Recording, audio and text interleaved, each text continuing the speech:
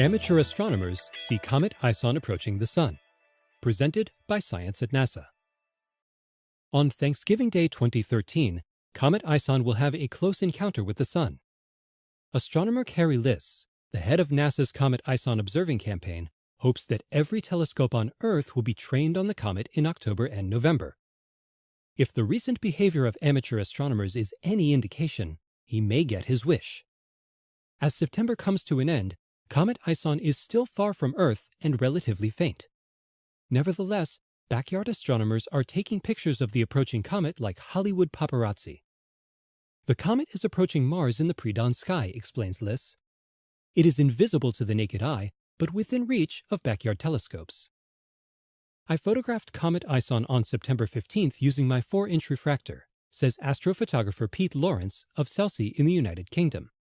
The comet's tail is nicely on view even through this relatively small instrument. In Aguadilla, Puerto Rico, astronomer Efrain Morales Rivera saw the comet rising above the canopy of the rainforest just minutes before sunrise. I used a 12-inch telescope, he says. In mid-September, the approaching comet was glowing like a star of 14th magnitude. That's dimmer than some forecasters expected. Certainly, we would love it to be a couple of magnitudes brighter right now, says researcher Carl Badams of the Naval Research Lab in Washington, D.C. But it's doing just fine. I'd say it's still on course to become a very eye-catching object. Badams is especially optimistic about NASA's twin stereo probes and the NASA ESA Solar and Heliospheric Observatory.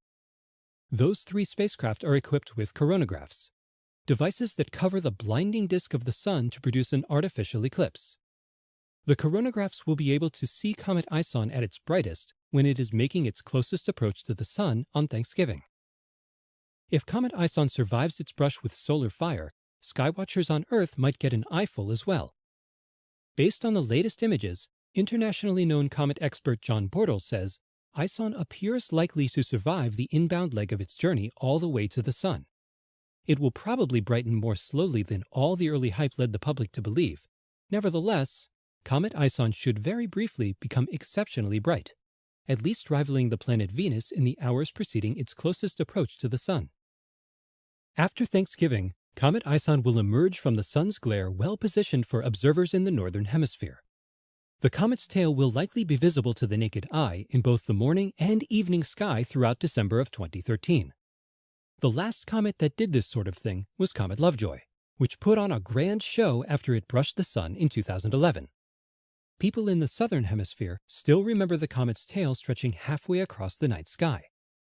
Judging from the brightness of Comet ISON, Matthew Knight of the Lowell Observatory believes that ISON is likely a few times bigger than Lovejoy was, so I am optimistic that Comet ISON will become an impressive sungrazer. Because this is Comet ISON's first visit to the inner solar system, no one can say for sure what will happen. Comets are unpredictable, capable of fizzling at the last minute even after months of promising activity. Badams, who has been burned before by fickle comets, cautions that at no point in the next couple of months are we going to know if Comet ISON will survive or not until we actually observe it with our own eyes. Observations from amateur astronomers are really valuable pieces of the puzzle for us, adds Badams. They help us to see how the comet is evolving. The NASA Comet ISON observing campaign aims to get as many eyes on ISON as possible. To learn how you can help, visit isoncampaign.org. More skywatching opportunities and information on objects around our solar system are available at science.nasa.gov.